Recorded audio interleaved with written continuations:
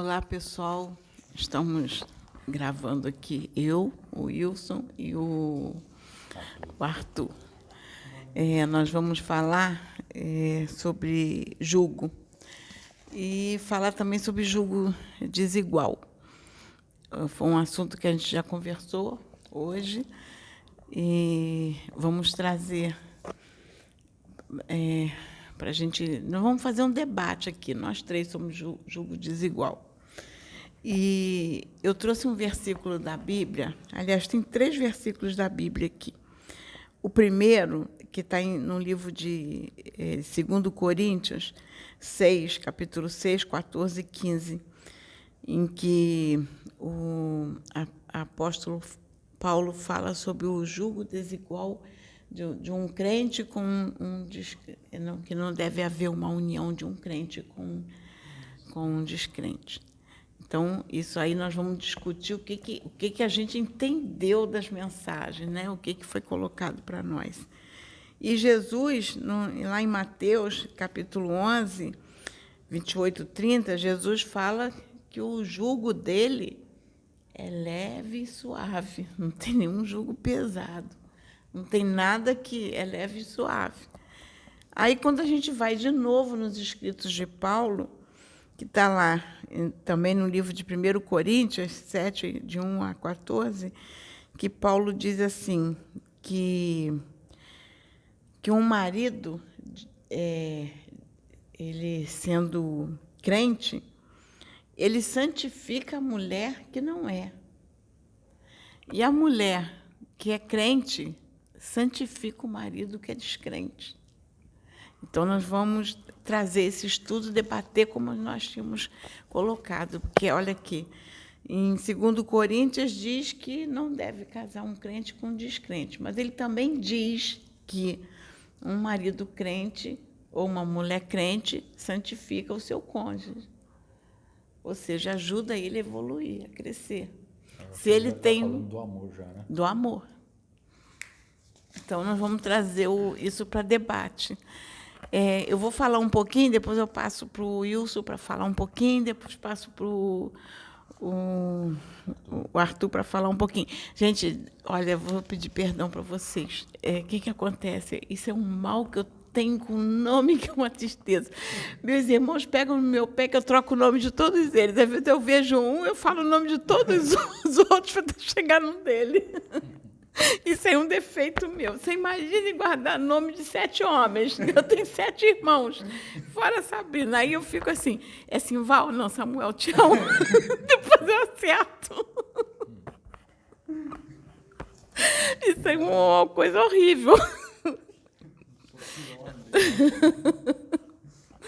Então, o que eu entendi aqui, ainda mais quando a gente fala sobre julgo, porque é muito fácil a gente pegar uma frase separada, né? Aí pega a frase separada e julga tudo pelaquela frase isolada. Mas, se a gente for analisar as 3 frases falando sobre o mesmo assunto, aí a gente tem que avaliar num sentido amplo. Será que, quando se colocou desta forma, estava se referindo a uma religião ou uma postura pessoal? Entendeu? Eu não vi como religião. Porque essa crença, você pode estar acreditando, ser crente em, vamos colocar, em conceitos, ser crente em convicções, e pode não ser religião, né? Então, a gente tem que pensar muito o que eles quiseram dizer para a gente. O que o apóstolo Paulo quis dizer quando um marido crente ajuda a sua mulher não crente, descrente. Descrente de quê? De que valores? Valores morais? Valores espirituais? Quais os valores? Paulo geralmente leva sempre para a moralidade e para o amor de Deus, né? Para o amor de Deus.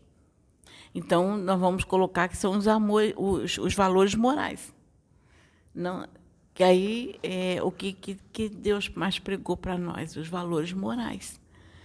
Então, nós temos que lutar. Por isso que os mentores estão o tempo todo pedindo reforma íntima. Porque é muito fácil a gente falar em julgo desigual, achar, não, uma pessoa de uma religião não pode casar com a outra. Aí é um julgo desigual, tá?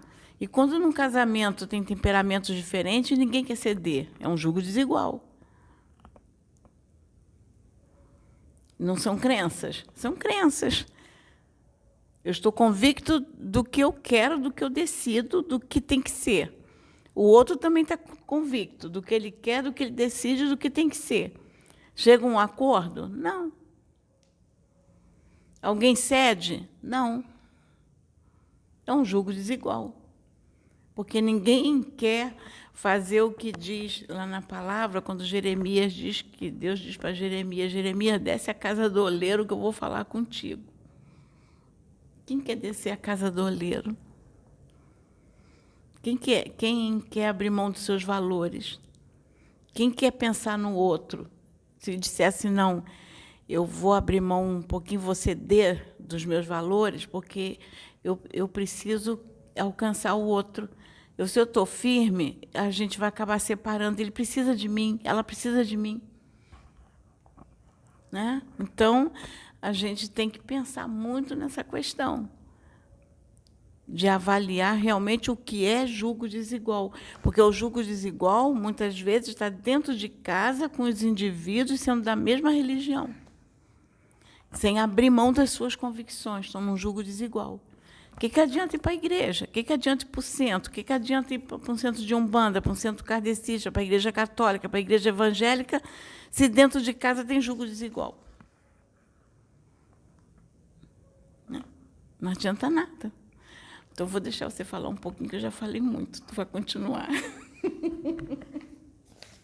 Esse julgo desigual, a gente pode ver também em casamentos, em matrimônios, diferentes classes sociais, que é necessário uma compreensão para que haja um bom relacionamento.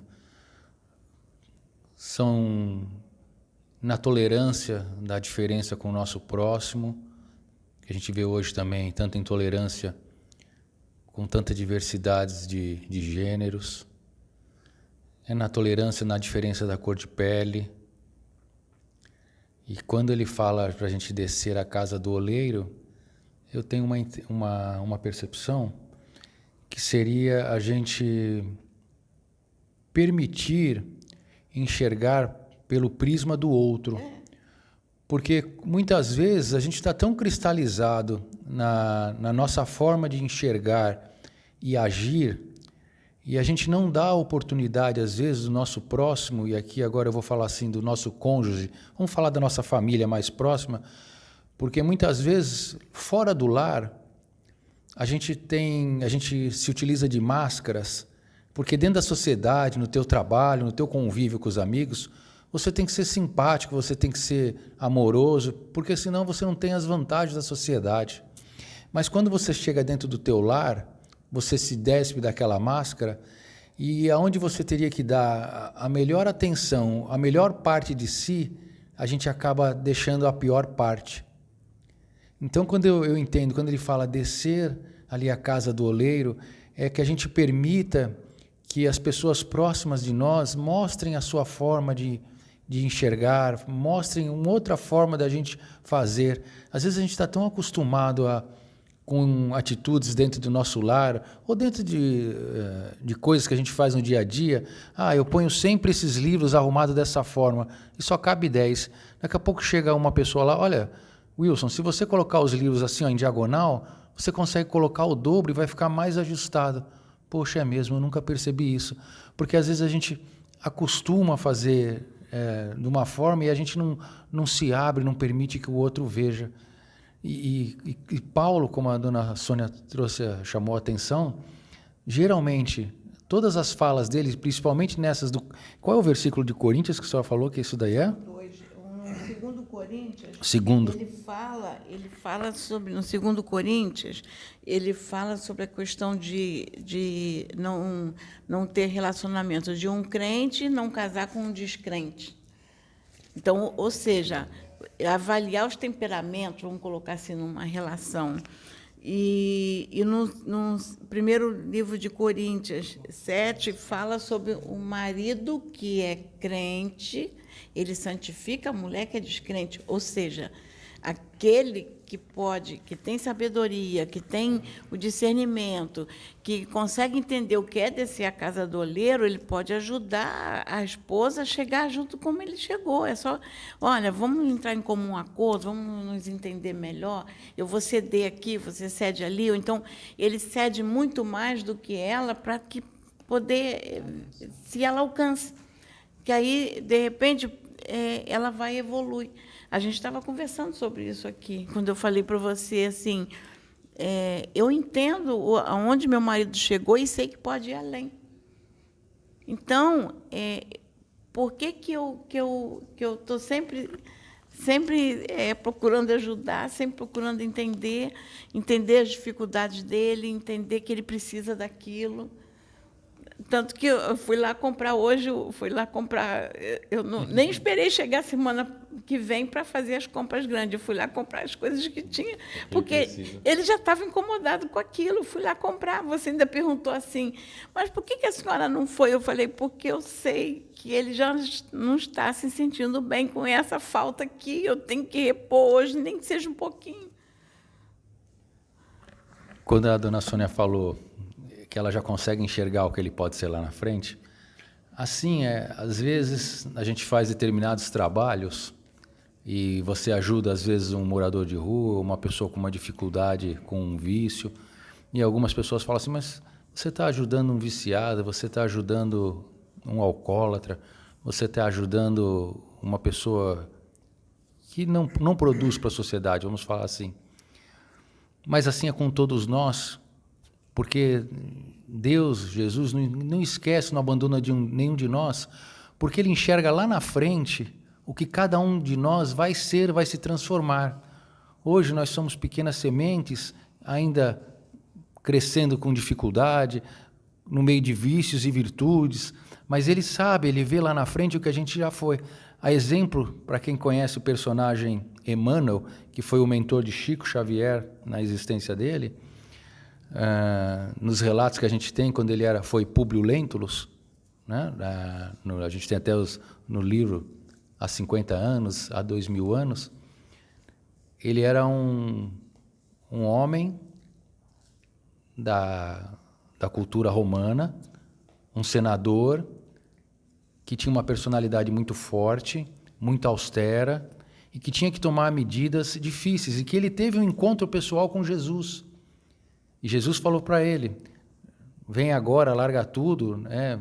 Entende o que eu estou falando na minha palavra, ou então só daqui a muito tempo.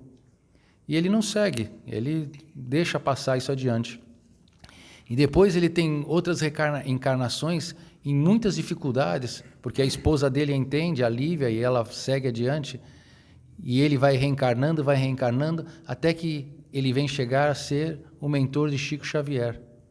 Mas tudo que ele teve que passar, então é isso, Jesus, Deus, enxerga em nós, em cada um de nós, o que a gente pode ser. Então é isso que a gente tem que aprender a ver no nosso próximo, não o lado negro, o lado ruim, que a gente só consegue ver isso, o pontinho negro no lençol branco. A gente tem que ver toda a brancura, todas as qualidades que a pessoa já traz. Deixa o Arthur falar um pouquinho aí. Gente, eu estou aqui para aprender tão quanto vocês, então durante esse vídeo eu acho que eu vou mais escutar, porque é muito conhecimento que tem para ser trazido e, enfim, vou mais ouvir vocês hoje também. Bom, então vou voltar a falar mais um pouquinho, que eu sei que a gente vai discutir aqui os assuntos. E voltar a falar o que a gente estava conversando hoje o dia todo. Então, não estão falando na gravação aquilo que a gente já foi conversado aqui. Então, qual é o importante da gente entender a questão quando Jesus diz o meu jugo é leve, é suave?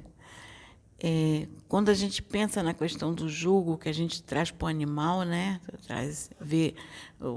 Vamos colocar o boi, que você não pode ter bois com estruturas físicas diferentes, porque um vai suportar mais que o outro e vai machucar mais. E isso a gente tem que trazer. Ele quis dizer, não adianta trazer só para a questão religiosa. Explica para as pessoas o que é o jugo, porque muita gente não sabe. Ah, sim. O jugo é vamos colocar assim, uma peça que é usada para prender, que a gente vai fazer o arado no campo, coloca os bois e prende um no outro, para eles seguirem sempre na mesma reta, na mesma direção, para um não ir para um lado, outro não ir para o outro. Eles botam uma peça prendendo, em cima prendendo o boi, para eles estarem sempre no mesmo caminho, não se desviarem. A gente vê muito isso em filme. Aí vê aqueles filmes antigos, com aqueles puxando os bois, e os dois, e aquela peça prendendo um outro. Madeira, né? Então, é aquela peça. Se os bois não tiverem o mesmo peso, e não tiverem o mesmo corpo, o mesmo peso, tudo igual, um vai ser sacrificado mais que o outro. Então, tem que ter tudo igual, né? Eu até brinco que se a gente for colocar... No outro dia eu fiz essa brincadeira aqui. Já imaginou se bota uma mula com um boi? Não dá certo, 2 animais diferentes, né? Mas Jesus quis mostrar que dá. É isso que Jesus quis dizer quando ele disse que o jugo dele era leve e suave. Porque que ele quis dizer? Gente, vocês podem ser diferentes e se ajudarem. Se houver ali uma ajuda entre os dois, podemos ser diferentes, podemos ter religiões diferentes, podemos ter pensamentos diferentes e, mesmo assim, nos respeitarmos, nos ajudarmos, um entender a necessidade do outro. Isso é que Jesus fala que o meu jugo é leve e suave. Porque a gente pode avaliar sobre isso. E não é muito mais fácil para a gente levar essa questão do jugo para o lado religioso, porque quando eu digo fazer, você fazer uma reformulação de si mesmo, é um parto. É pior que parto. Eu acho que é uma gestação crônica. Porque você fica gestando, e a criança não nasce. É uma gestação de vida inteira, porque você tem que ficar ali, batalhando, reavaliando conduta, olhando o outro, procurar olhar mais o outro. Você não tem isso, porque você só quer ser compreendido, mas não quer compreender. Você quer receber, mas não quer dar. Né? O oposto da oração de São Francisco. O oposto da oração de São Francisco. Então, fazer essa reforma íntima é complicado. Então, é muito mais fácil eu pegar esse versículo da Bíblia e interpretar assim, o marido crente e a mulher descrente, ou a mulher crente e o marido descrente, é religião. Então, eu vou levar para a religião, porque se eu for trazer para mim, eu não vou conseguir. Eu tenho que fazer muitas reformulações, eu não quero, tudo tem que ser como eu quero. Aí diz assim, é eu que mando aqui dentro, é eu que resolvo tudo, tem que ser como eu quero. Então, é muito difícil a pessoa se reformular. Então, é muito fácil levar para a religião e haver briga. É muito fácil brigar religião com religião. Aí diz assim, não vou entrar lá não, que lá serve Satanás. Então, vou ficar aqui, porque aqui é de Deus. Mas ali, ele está ali, dentro da igreja, ou está dentro do centro, ou está dentro de um centro de espírita, centro de umbanda, igreja católica, está casado com a mulher, já divorciou 4 vezes, 5 vezes, 6 vezes, porque não para com ninguém, porque não quer reformular. Então, é jugo desigual? É. Porque não quer abrir mão de reformulações. Por isso que se fala que ele é crente das suas convicções, aí vai com uma outra pessoa que não aceita, aí dá essa incompatibilidade. Então, é isso que a gente tem que avaliar, trazer para a nossa vida, não para a religião. Por isso que os mentores estão o tempo todo insistindo, reforma íntima, reforma íntima. Por quê? Por que eles não falam da religião em si como dizer, detalhes de uma religião de outra? Não, eles só estão mostrando o que tem que ser reformulado nas religiões. E o que eles pedem? Compreensão e união de todas as religiões. Por que eles estão batendo nisso? Olha, é a mesma coisa da palavra de apóstolo Paulo, que ele diz assim, que um marido crente, ele vai santificar a mulher. Então, se há união de todos, olha quantos problemas vão ser resolvidos. Você vai ajudar o irmão, como o irmão vai te ajudar. Então, é bom que traga essas questões para nós. É pessoal, é para nós, não é para a religião, não. É para nós. Que se não houver mudança em nós, vai continuar a briga religiosa, vai continuar a briga dentro do lar. Tem histórias de pastores que sobem num púlpito, fazem uma pregação linda. Quando chega dentro de casa, bate na mulher. Tem histórias do homem que está num trabalho espiritual, está ali maravilhoso, como a gente já assistiu no filme do Divaldo. O homem tentando doutrinar e o Espírito diz para ele, você faz isso, você faz aquilo, você faz aquilo outro. Então, está ali dentro da casa espírita, como você mesmo falou, usando uma máscara, e quando sai dali, cadê? Tem um respeito pela mulher? Não. Respeita a sua casa? Não. Então, é isso que a gente tem que pensar. Não trazer para a religião, mas trazer para si. Analise o jugo desigual dentro da sua própria casa. O relacionamento dentro de casa, o relacionamento no trabalho, o relacionamento na igreja, o relacionamento no centro, o relacionamento com as pessoas. Trazer o quê? O amor. Ter a visão do amor. Vou passar um pouco para tu. Se a gente for lembrar, quantas guerras santas já foram travadas por motivo de religião? Quando Jesus veio, ele não falou, vocês vão seguir tal religião. Ele trouxe as parábolas e trouxe como deviam ser as diretrizes. E como principal mandamento ele deixou, ama teu próximo como a ti mesmo. O homem criou o catolicismo, o homem criou o espiritismo, a umbanda, o protestantismo, e assim foi. E cada um acha que a sua religião é melhor. E aí acaba tendo conflitos, às vezes dentro do próprio lar, né? Pessoas que acreditam em crenças diferentes e acabam trazendo esses conflitos para dentro dos seus relacionamentos. E se a gente não for tolerante aí não só dentro de casa, mas na rua, em todos os lugares, porque ideias adversas às nossas são comuns no dia a dia. Mas não é porque a pessoa ao meu lado, o Arthur, pensa diferente de mim, que eu vou precisar discutir com ele. Ele pode apresentar o ponto de vista dele, ela vai apresentar o dela, eu vou apresentar o meu, e quem sabe nós três vamos fundir os nossos e vamos chegar a uma quarta conclusão. Isso é importante. Às vezes, um advogado fala, não, a melhor profissão, a mais importante é a minha, porque eu sou advogado, eu estudei, eu defendo. Não, o médico vai falar, não, sou eu, porque se eu não tiver, eu não vou salvar vidas. Mas aí tem a professora, que se não tiver a professora, não ensina, não vai chegar a ser engenheiro, não vai chegar a ser advogado, vai ser médico. Mas se o gari que limpa a rua deixar de limpar a rua, como é que vai ficar a nossa calçada? E aquela senhorinha que vai com todo carinho fazer a merenda na escola para as crianças?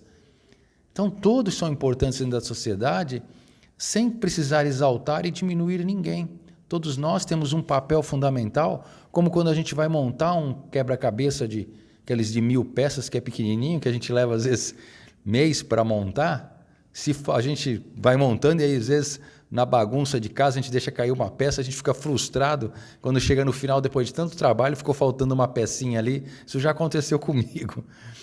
E porque às vezes a gente acha que determinadas pessoas que a gente se relaciona não são importantes, mas cada um tem uma grande importância para o nosso desenvolvimento.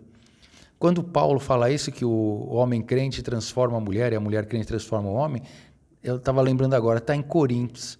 E em Coríntios, no Coríntios 1, ele começa falando do amor antes disso. Ele fala que o amor é bondoso, o amor é paciente. Aqui ele fala no capítulo 7. No 7. Mas no capítulo 13 ele fala sobre o amor. O amor é caridoso, o amor nada pede em troca, o amor não quer retorno. Então, primeiro ele fala sobre o amor, ele mostra pra gente como deve ser o amor. E aí depois ele traz isso, que o marido crente, a esposa crente transforma a família. Porque o marido, a esposa, a pessoa que é paciente no seu trabalho, às vezes tem um companheiro difícil de trabalho, né? Uma pessoa que, às vezes, difícil na sua instituição religiosa. Porque aquela família doriana que a gente vê no comercial, todo mundo alegre, bonito, se dando, aquilo ali é comercial. A gente olha e sempre fala, a grama do vizinho é sempre mais bonita que a minha. Mas aquelas pessoas que postam no Facebook e estão sempre sorrindo, só postam momentos felizes. Porque ninguém pega a máquina fotográfica, o celular, para fotografar um momento de briga, de intriga, de dor, de choro, de depressão. A maioria pega o celular, está lá triste, chorando, mas aí dá um belo de um sorrisão e aí posta um sorriso. Olha, comprei uma roupa nova no shopping. Aí o outro vai lá, olha, fui ali na concessionária, olha o carrão que eu comprei. Aí o outro vê e fala, ai, como eu sou triste, eu não consigo comprar uma roupa nova, um carro novo. E associa a felicidade com a aquisição de bens materiais, que a gente sabe que é gostoso você comprar, você ter, é bom você ter uma roupa nova, poder você ter um dinheiro para fazer as suas coisas, viajar com a família, mas o mais importante é você poder usufruir desse dinheiro, vamos falar assim, e não que ele usufrua de você, que você seja escravo dele. Ah, eu sou egoísta, não quero conviver com ninguém porque vai me pedir dinheiro emprestado, porque não sei o quê. A coisa mais gostosa que tem é você conviver em família, é em harmonia, é conviver em paz. E é isso, é através da dificuldade do outro, das coisas diferentes que você vê no outro, aprender e modificar você também. Porque o grande problema de relacionamentos em geral na sociedade e no casamento é porque a gente cria expectativas no comportamento de nosso próximo. E quando você cria expectativas do que o nosso próximo vai ser ou como ele vai agir, a gente cai do cavalinho. Porque príncipe encantado, princesa, é só em conto de fadas. Aquela pessoa loirinha, de olho azul, aqui o olho dele é castanho, né? Loirinha de olho azul, perfeita, que só tem atos e atitudes perfeitas. Isso não existe. Todas as pessoas têm vícios e virtudes. Como nós também. A gente não é perfeito, a gente cai, tem as tentações do dia a dia, a gente tem que fazer um esforço danado na nossa reforma íntima. Não é brincadeira. Então, a gente não pode pôr essas expectativas no nosso próximo. A gente tem que viver um dia de cada vez e a cada probleminha, a cada situação, é a gente conversar. Porque conversando consegue se resolver, né, dona Sônia? Eu estou lembrando aqui, você está falando dessa questão do amor, e a gente está falando sobre o jugo. Eu lembrei de uma história que eu vou trazer. História não, isso aconteceu comigo. Na época aqui que a gente cuidava da minha sogra, aí tinha uma amiga que vinha ajudar. E ela era o trabalho dela, e ela vinha determinados dias. Aí, às vezes, ela aparecia aqui à noite, porque era meu dia de dormir com a avó, que a gente chamava de vó, e ela aparecia. E eu dizia assim, eu não tenho dinheiro para te pagar. Ela dizia assim, mas eu não vim te cobrar. Eu vim porque eu sei que você está precisando descansar. E eu vim te substituir para você poder dormir. Vai dormir com teu marido. Vai lá, fica com ele, vai descansar, que eu sei que você precisa. Deixa que eu fico aqui com ela. Até que minha sogra faleceu. Ela fez isso várias vezes. Ela veio para cá, dormiu aqui na minha casa e não me cobrou. Porque ela sabia que eu estava precisando. Ela tem a religião diferente da minha. A gente é muito amiga. Teve um momento da vida dela que ela precisou, ela veio, eu ajudei, e ela disse assim, e eu falei assim para ela, olha, tudo que você já fez por mim não tem preço.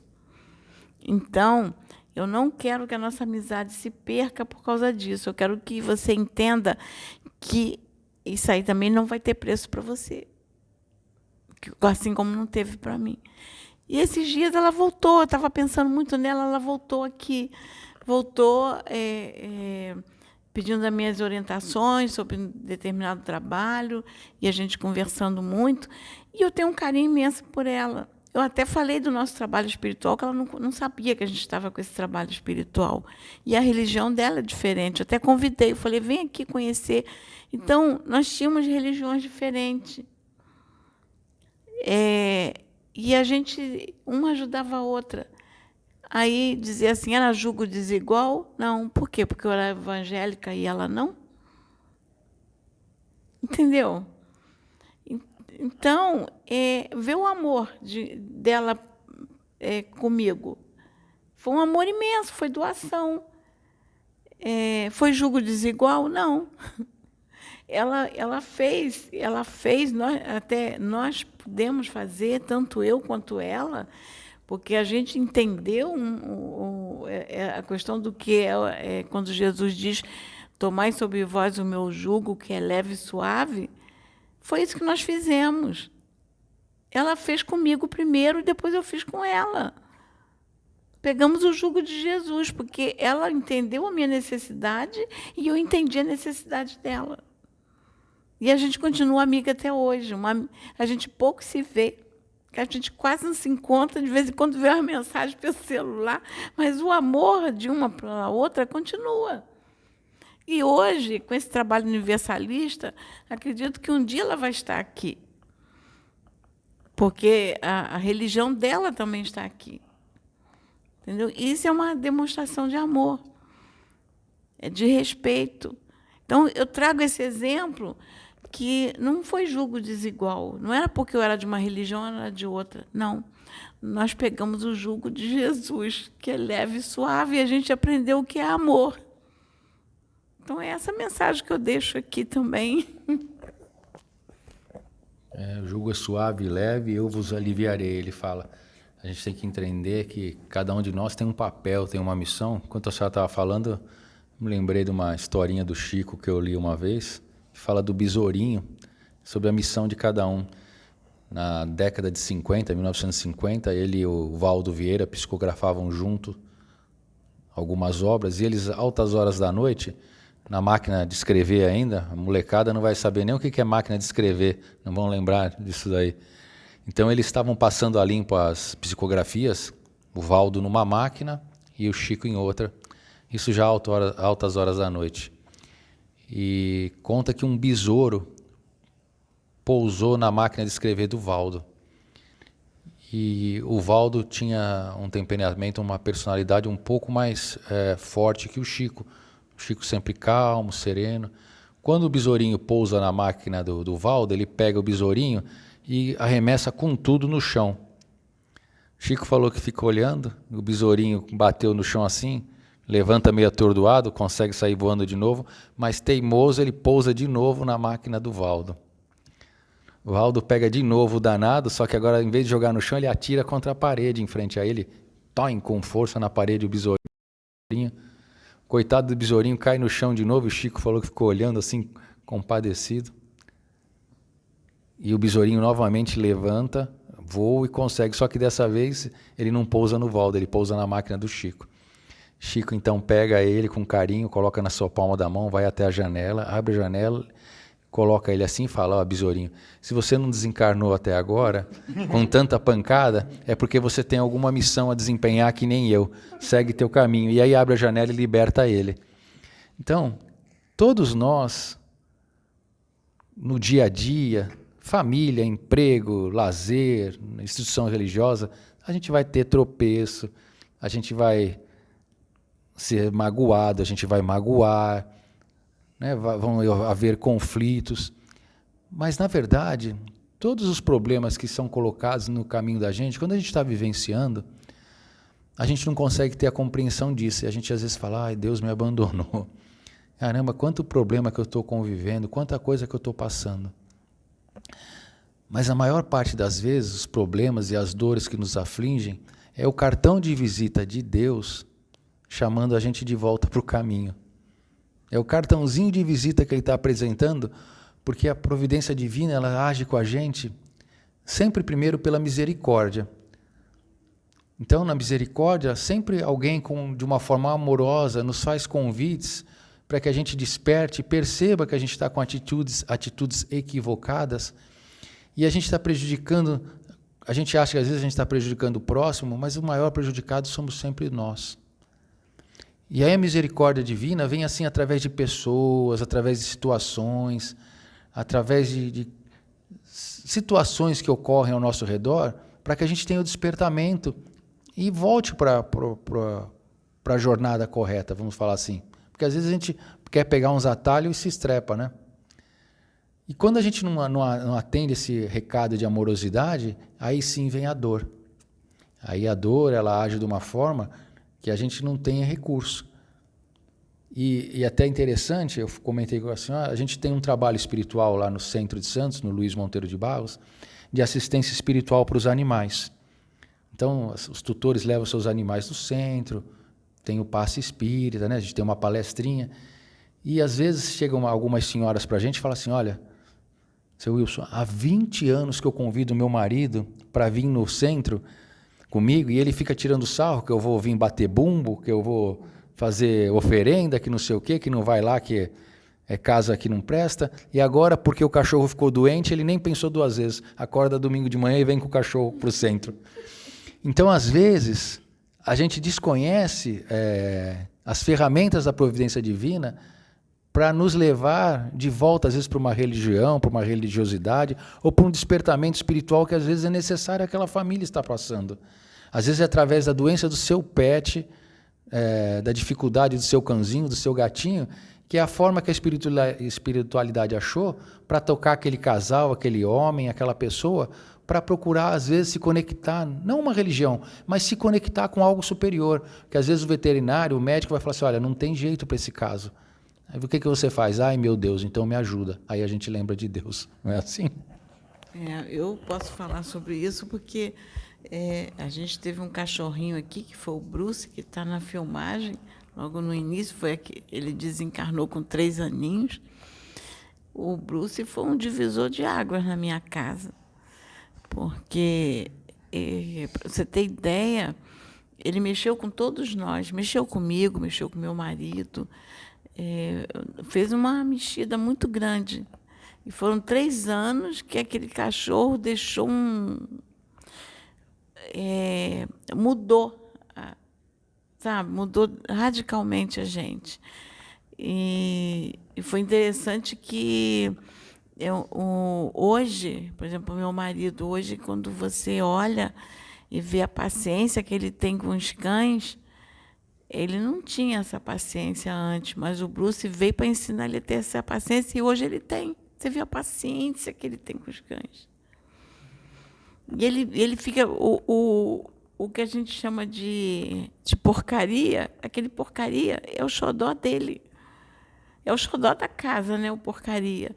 Porque a gente pegou ele pitititinho, eu acho que tinha pouco mais de um mês, porcaria. Então, ele fica desesperado pelo porcaria. Você vê que hoje, quando o porcaria teve o probleminha, nós ficamos preocupados, ele foi lá, mas ele estava preocupado, com medo de perder o porcaria. Então, esses cachorros fizeram uma reviravolta. Aí, quem diz que a gente consegue tirar os cães da cama? Não consegue, não. Você vê eles nem lá até a noite, eles dormem todos na cama da gente. E eu vejo, meu marido fica atravessado na cama, assim, ó. Ao invés de dormir, a cama está aqui, ele deita aqui nos pés da cama, atravessado. Deixa o melhor espaço para eles, né? Para os cães. Aí eu levantei, ele está encolhido lá nos pés da cama. Eu falei, você está atravessado, deita aqui no meu lugar. Ele, não, porque o cachorro, ele precisa. E os cachorros ocupam o lado dele todo. Então, a mudança... Se a gente levar para o jugo desigual, a gente vai falar assim, o que um animalzinho tem para oferecer para a gente? Um cão, um gato, um animal. Olha o exemplo que a dona Sônia deu. A transformação que traz no lar da gente. Porque muitas vezes, e principalmente nos homens, homem tem mais dificuldade de expressar sentimentos. Homem é mais difícil de chorar, homem é mais difícil de abraçar, homem é mais difícil de falar que eu te amo. Para a mulher é mais fácil. Mas quando vem o animalzinho, o cão, o Bruce, no caso aqui da dona Sônia, você vê, transformou, ela está falando, o relato, o marido dela. E assim é com todos nós. Se a gente for pensar, qual que é o papel de um animal, de um cão numa casa? É despertar virtudes, é despertar amorosidade, fazer com que haja uma interação maior. O nosso papel com eles é ajudar no desenvolvimento daquele princípio inteligente que veio na nossa mão. Então a gente tem uma responsabilidade muito grande. Na doutrina espírita, eles são chamados de irmãos menores, né? Emmanuel usa muito esse termo, André Luiz usa muito esse termo, que eles são os nossos irmãos menores. Se a gente for pensar, então eu sou um irmão maior. Qual o papel de um irmão maior perante um irmão menor? É zelar. Você não vai querer que seu irmão menor caia, que seu irmão menor se machuque, que seu irmão passe por dificuldades. Então, o papel de um irmão maior é sempre zelar, orientar, cuidar, alimentar. E esse é o nosso papel perante os animais, os bichinhos. E o que eles dão em troca? Em troca, eles ajudam a gente a desenvolver as emoções. Porque, às vezes, uma pessoa que não consegue abraçar a outra, né? Não consegue falar para a esposa que eu te amo, não consegue abraçar o filho, pôr o filho no colo, ali, porque não consegue expressar o sentimento, com o cãozinho ele consegue. Ele pega aquele cãozinho, abraça, deixa que o cãozinho dê aquelas lambidas na cara dele toda. No caso, ele dorme no cantinho da cama para que os animais durmam bem na cama. Às vezes a gente não é capaz de fazer isso, às vezes ainda com outro ser humano, mas a gente já começa a ensaiar essas emoções com os nossos pets em casa. E aí a gente ensaia com nossos pets, vai fortalecendo essas emoções dentro do nosso lar, porque a gente não tem coragem de mostrar, porque às vezes a gente acha que se eu chorar lá fora, vão falar que eu sou fraco. Se eu demonstrar emoções, vão chamar eu de fraco. Então, dentro de casa, eu estou blindado, meus animais não vão me censurar. Então, eu posso deixar que eles me lambam, pulam em cima de mim, me sujem todo, e eu devolvo esse amor para eles. E aí eu vou ensaiando, e ali eu vou me fortalecendo, até que um dia eu consigo sair do meu casulo na transformação e mostra essa emoção ali, às vezes, no final, às vezes, de uma vida, que um pai vai conseguir falar para um filho, ó, eu te amo. Às vezes, no final de uma vida ali, numa cama moribundo, quando os dois, um reencontro, ele vai conseguir chegar no filho, né, e dar um abraço. Mas foi necessário toda aquela convivência, aquele treinamento ali com os seus pets, porque eles vão ajudar a gente nisso. É muito importante. Isso foi muito importante mesmo, porque foi o que a gente estava conversando, que estava eu e você e Sabrina falando, que 40 anos de casamento eu não vejo poucas vezes vi meu marido chorar. Poucas vezes. Hoje ele expressa emoção. O Bruce, eu vi ele chorar copiosamente por um cachorro que eu nunca vi ele chorar, nem pela mãe dele quando faleceu, nem pelo pai. Daquela forma como ele ficou. Ele entrou em depressão por causa do Bruce. E chorava. Eu entrava aqui, ó, que ele ficava ali, chegava, ele estava aos prantos, chorando de soluçar ali. Por isso que eu fui atrás do Porcaria. Porque o Porcaria tirar ele da depressão, por causa do Bruce. Você vê, o Bruce faleceu, logo depois eu trouxe Porcaria. Então, tem um ano, pouco mais de um ano que o Bruce faleceu, e o Porcaria fez um aninho agora.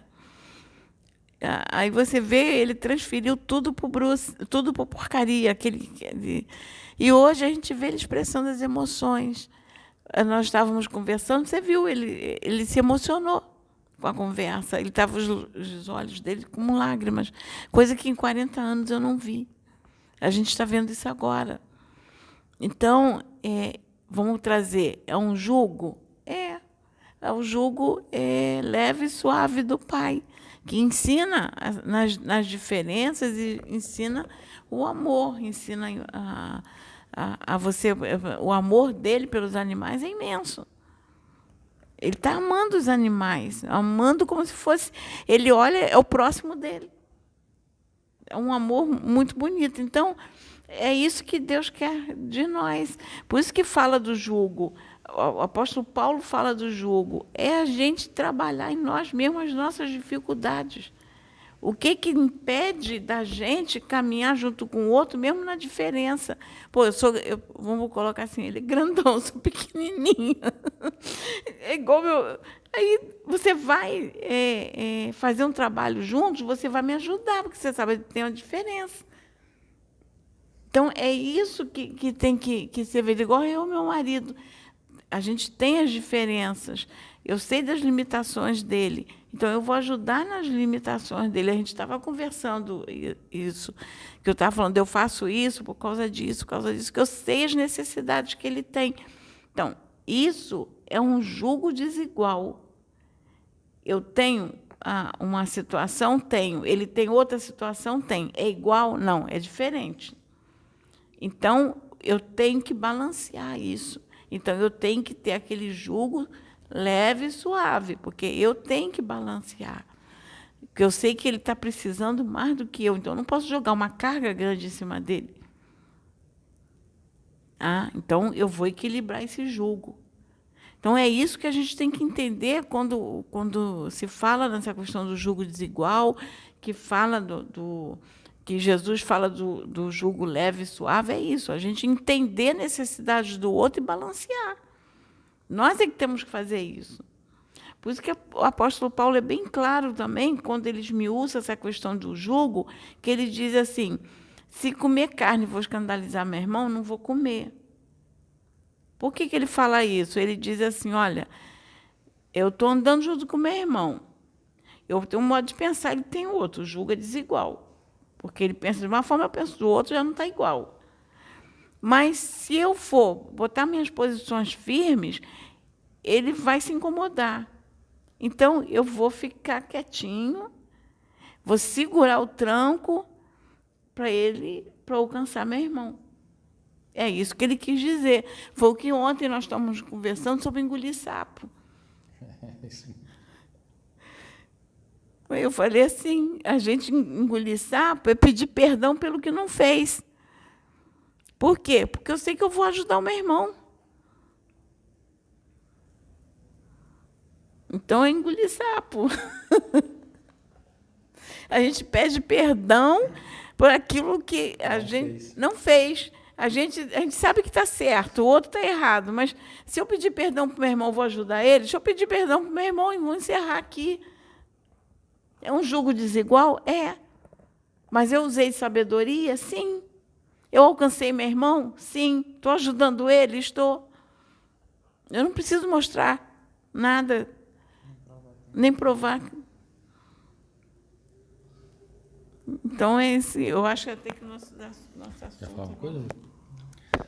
Voltando ao exemplo do jugo dos dois boizinhos lá trabalhando junto com aquela peça de madeira encaixada em cada um deles, imagina se os dois presos nessa peça de madeira, cada um quisesse ir para uma direção. É impossível. Eles iam empacar ali no meio e o serviço não ia sair. Então, num grupo de trabalho, num grupo, numa instituição religiosa, qual seja for, a gente sempre vai ter pessoas com características diferentes e com aptidões diferentes. Um vai ter um melhor desenvolvimento para trabalhar na parte de informática da instituição, o outro vai ter uma melhor oratória, o outro vai ser importante para organizar a parte toda de limpeza organizacional, para quando chegar todo mundo na casa está tudo certinho.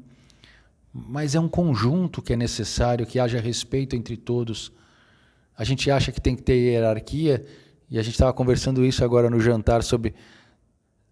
A gente sabe quem ali dentro de um organograma, quem são as pessoas desde cima até embaixo. Mas na hora que o trabalho começa, eu hoje entendi pela explicação que ela me deu aqui, que não tem quem manda e quem obedece, tem os que cooperam. Todos nós temos que cooperar, porque se a gente não cooperar, é o time de futebol. Eu lembro daquela seleção do Tele de 82, que todo mundo achava que ia ser campeão do mundo, tinha um monte de craque, mas era só estrela, cada um querendo jogar por si. Aí nós perdemos a Copa. Aproveitando isso que você trouxe, vou voltar a colocar o que a gente estava conversando, que eu sempre digo que o telefone toca de lá para cá, né? Vai de lá para cá. Então, se a gente está nesse trabalho espiritual, tem os mentores da casa que nos dirigem, que vêm mandados por Jesus, por Deus, estão aqui, e Jesus o tempo todo nos diz que Ele está à frente do trabalho. Então, a ordem vem de Deus. Quem está comandando é Jesus. e a gente está obedecendo, né? Se a gente está obedecendo, é ele que está comandando, aí eu sempre digo, existe uma hierarquia aqui, sim. Eu sou a responsável pelo trabalho, sou responsável em administrar ele, em cuidar, em zelar. Tenho essa responsabilidade. Mas eu sei qual é o papel do Pedro, eu sei qual é o meu papel aqui, eu sei qual é o papel da Sabrina, eu sei qual é o papel do André, eu sei qual é o papel de cada um. E eu respeito tudo isso, assim como o Pedro me respeita e a Sabrina me respeita. Então, eu sei que o que o Pedro faz, eu sei fazer. Você, como eu te falei, você veio aqui, você viu qual é a minha mediunidade. Então, Deus, se quiser, pode me usar? Pode. Mas eu sei que não sou eu, é Pedro. Eu não tenho que disputar com Pedro, eu tenho que ajudá-lo. Então, no trabalho espiritual, eu vou ajudar o Pedro, assim como a Sabrina. Então, é isso que a gente tem que ter a visão. Eu tenho mediunidade? Tenho. Por que eu nas filmagens eu não mostro a mediunidade que eu tenho? Porque o meu tempo aqui não vai ser longo. Entendeu? Daqui a pouco, o que são 20 anos? Para esse trabalho espiritual não é nada. Daqui a pouco, 20 anos, eu posso estar partindo. Mas o Pedro é jovem, a Sabrina é jovem, eles vão dar continuidade. Então, qual é a minha função? Ajudar. Eu já fiz muito a obra? Fiz dentro da minha casa, com meus amigos, com a minha família. Essa etapa é de Pedro e Sabrina, e dos que estão chegando, que cabe a mim ajudar, encaminhar. Então, tem que ter união, e a gente tem que ter essa visão. Eu não tenho que disputar espaço com Pedro, eu não tenho que disputar espaço com Sabrina, não, eu tenho que agregar, ajudar, somar. E é isso que a gente estava conversando, porque eu sei que para você foi um impacto. Você chegar aqui e falar assim, nossa, foi um impacto. Porque não vê isso na filmagem. Mas foi um impacto. Aí diz assim, por que não aparece na filmagem? Não, porque quem vai dar continuidade a esse trabalho é Pedro e Sabrina, é Juliana. São as Julianas que estão aqui, são esses mais jovens. Depois vem a minha neta, são as mais jovens. Então, é você. Então, eu tenho que ajudar na formação de todos e trazer esse contexto de união. Quando o Pedro, às vezes, ele chega para mim, como eu te falei, as pessoas que estão aqui, às vezes, ele chega para mim, Sônia, eles estão falando que hoje não é para eu orar por ninguém. Quem vai orar é você. Eu vou orar. Agora, tem dia que o Pedro chega, olha, hoje é para eu orar. Eu não vou orar. Eu não vou ficar nessa... Então, é isso que a gente tem que entender dentro de um trabalho espiritual. Não é quem aparece mais, ou quem manda mais, ou quem é mais importante. Não. É a cooperação de todos, que é o que a gente estava conversando. É ter essa visão de cooperação, de união. É como a Sabrina colocou, que teve um momento no trabalho espiritual aqui, que ela tinha que confiar em mim, no Pedro e nos mentores. Os mentores falavam para ela, filha, confia em nós precisamos da tua confiança. E a gente tinha um código de comunicação, como eu te falei. Então, ela ia tranquila, desdobrava tranquila com os mentores, confiando nos mentores, e, ao mesmo tempo, confiando na gente, porque havia união. E o trabalho fluía maravilhosamente bem. E não havia disputa. E ela ia tranquila, porque ela sabia que nós estávamos ali zelando por ela. Eu não estava querendo fazer o trabalho dela, nem Pedro. Aquele trabalho era dela. Nós tínhamos apenas que dar suporte. Então, é isso que a gente tem que ter, essa visão, para que não haja disputa dentro das casas. Não estou falando só de centro, estou falando até de igreja. Quantos irmãos ficam disputando cargo de diácono, ficam disputando cargo pastoral, ser pastor, é uma disputa, Não, eu tenho que ser pastor, eu tenho que ser pastor. Não, se eu não for pastor, eu não vou ser respeitado. Aí luta para ser pastor, luta para ser um diácono. E tem. Aí, o que acontece nessa briga dentro da igreja? É julgo desigual? Aí é. Aí, dentro da igreja, é julgo desigual. Dentro do centro, é julgo desigual. Aí está um julgo desigual. A desunião está muito grande. Então, temos que trazer o julgo desigual para dentro das casas. É como nós falamos, a gente não abordou aqui para trazer para dentro de um relacionamento de família, de trabalho. Vamos trazer para dentro dos centros, para dentro das igrejas. Vamos procurar onde está o julgo desigual. No nosso próprio meio de espiritualidade. Então, o julgo desigual vai estar ali. Nós temos que buscar isso. Eu acho importante a gente promover a união das religiões. Existem alguns movimentos, não sei se aqui no Rio tem, movimentos, encontros interreligiosos. Olha, parece que tem sim. É que eu não costumo participar de movimentos, que eu fico muito presa aqui no trabalho. Você viu a minha correria aqui. Então, mas tem movimento assim, porque já tem padres que vão pregar nas igrejas evangélicas. E tem pastores que vão pregar nas igrejas católicas. Já tem um movimento nisso. Inclusive, aqui no Rio, nós tivemos um irmão que é evangélico, que é até um cantor gospel conhecido no nosso meio, que foi ajudar muito um centro de candomblé que tinha sido depredado. E ele foi muito criticado pela essa atitude. E eu achei formidável a atitude dele. Eu falei assim, nossa, se todo mundo pensasse como esse irmão, sabe, eu achei formidável. Eu, como evangélica, nossa, eu achei a atitude dele maravilhosa. Eu até não era muito de estar ligada às músicas dele, não, mas essa atitude dele me fez pensar nas músicas dele. Eu sempre gostei, assim, eu ouvia, só tinha uma música dele que eu sabia, o restante eu não sabia. Eu fui me interessar mais. Essa atitude dele me chamou a atenção, porque isso aí foi colocar em prática o que Jesus ensinou, dizer assim, tomai sobre vós o meu jugo, que é leve e suave. Ele olhou nisso uma demonstração de amor. Ele não foi lá ajudar os irmãos?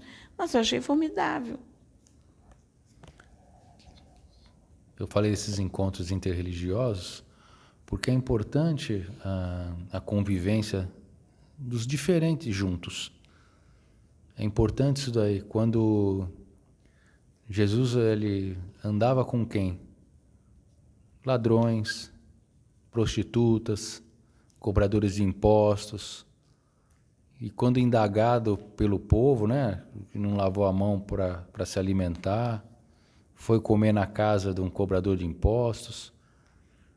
E ele falou, né, eu vim não para os sãos, mas eu vim para os doentes. E às vezes a gente acha que a gente é são, mas quem diz que a gente tudo não é louco, né? Porque a gente também tem a plena convicção que a gente está sempre 100% certo e o outro está sempre 100% errado. Não, mas a convicção que nós temos é que aqui na Terra não tem nenhum são, só tem doente. Aqui, só está aqui quem precisa se curar. Então, Jesus veio para nós, para todos nós. Nós precisamos de cura, independente da religião que esteja. Todos nós estamos precisando de cura, só tem doente aqui na Terra. Exatamente. E todos nós estamos aqui para nos melhorar. E como a gente tem falado aqui, eu tenho acompanhado os vídeos sempre falando reforma íntima. Nossa, mas que repetitivo. Mas a importância da gente ir fazendo as reflexões diárias dos nossos pensamentos, das nossas atitudes. Como Santo Agostinho nos traz, que todas as noites, ao deitar, ele refletia sobre todas as atitudes que ele teve, sobre todos os encontros que ele esteve naquele dia, o que ele fez de bom, o que ele fez de ruim, para que no dia seguinte ele não repetisse os erros e se melhorasse. Então, antes de dormir, ali na hora da oração dele, nossa, hoje eu não fui correto no trato com aquela pessoa no trânsito, hoje eu poderia ter sido melhor, talvez com meu pai, dando mais atenção. O meu filho, na hora de fazer a lição, eu poderia ter auxiliado ele ali na alfabetização. Não, mas amanhã eu vou melhorar. Então é importante isso, nessa lição de Santo Agostinho, a gente refletir sempre o que eu posso melhorar. Porque todo mundo tem dificuldade, todo mundo tem seu calcanhar de Aquiles, né? Todo mundo tem o seu problema a resolver. E a gente sabe o que é, quais são as nossas más tendências, o que a gente tem mais dificuldade de passar. Às vezes eu posso não ter uma dificuldade com uma bebida alcoólica, porque uma bebida alcoólica não me chama atenção. Eu posso não ter dificuldade com determinadas coisas, mas, por exemplo, às vezes eu tenho dificuldade com a maledicência, por exemplo. Eu não consigo ver alguma coisa e não falar e aumentar aquilo e passar para o outro. Então, cada um tem a sua dificuldade e a gente sabe. Então, a gente tem que procurar trabalhar para vencer, porque a gente tem... O objetivo da encarnação da gente é isso. O que é? Melhorar. Cada um vem aqui para crescer, para aprender, para evoluir, porque é falado que tudo é criado simples e ignorante. E todos nós evoluímos e vamos evoluir do átomo ao arcanjo. Todo mundo acha bonito lá o anjinho, né? Fala de anjos. Todo mundo quer ser anjo, ninguém quer ser demônio, né? Que a gente brinca. Mas a gente tem que se esforçar, né? A gente tem que fazer essa reforma íntima diariamente. É, Arthur? Com certeza.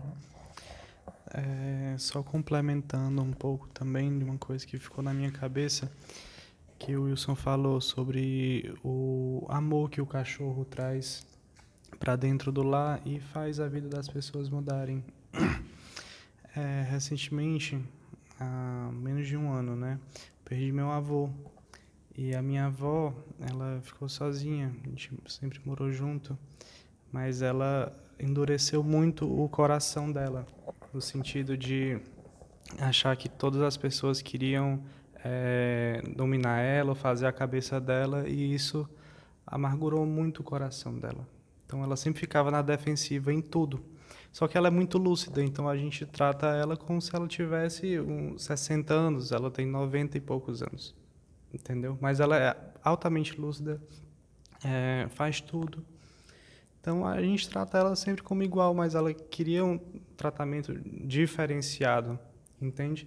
E tanto que uma vez ela estava se queixando para minha tia e ela falou: mamãe, você tem toda essa lucidez, a gente lhe trata como igual porque não precisa dessa distinção, entende? Ela quando ela se deu conta disso, ela parou de se queixar, né? Mas o ponto é que há uns 3 meses, 4 meses atrás, a gente comprou um cachorrinho, um branquinho, um pastor suíço.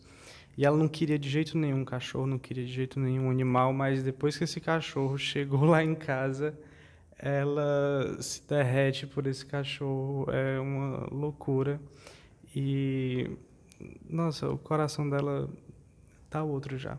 Parece que tá como quando o vovô estava encarnado, entendeu? Então, isso foi de uma alegria muito grande, acho que para toda a família, porque a gente vê a diferença que fez, entendeu? E é isso. Esses animais, durante a pandemia, esses 2 anos aí que a gente está praticamente dentro de casa, recluso, muitas pessoas sem trabalhar, muitos idosos, a exemplo da vozinha dele, solitários às vezes dentro de casa, não o caso da vozinha dele, mas muitas pessoas solitárias e que não entraram em casos depressivos ou de ansiedade por causa da presença do animal, porque é uma companhia constante nas nossas vidas, e eles têm a percepção, às vezes, da necessidade de companhia. Eles param, deitam aos nossos pés, vêm lamber, o cão interage, ele quer brincar, ele traz a bolinha, ele exige que você saia com ele, se exercite, né? Pega a coleirinha. O gato também, o gato vem, deita no nosso colo, o gato vem, se esfrega na gente, o gato vem, deita do nosso travesseiro. Então, os animais, eles mudam a psicosfera da nossa casa, o ambiente do nosso lar, assim como quando tem uma criança. Quando tem um lar com criança, você não espere chegar dentro de uma casa com criança e encontrar tudo no lugar, tudo arrumadinho, né? Nenhuma coisinha fora do lugar. Você vai chegar, você vai pisar num brinquedo, vai fazer né? Uma bagunça ali, um prato ali. Normal, é ambiente de criança. E casa com animal, com cachorro, é a mesma coisa.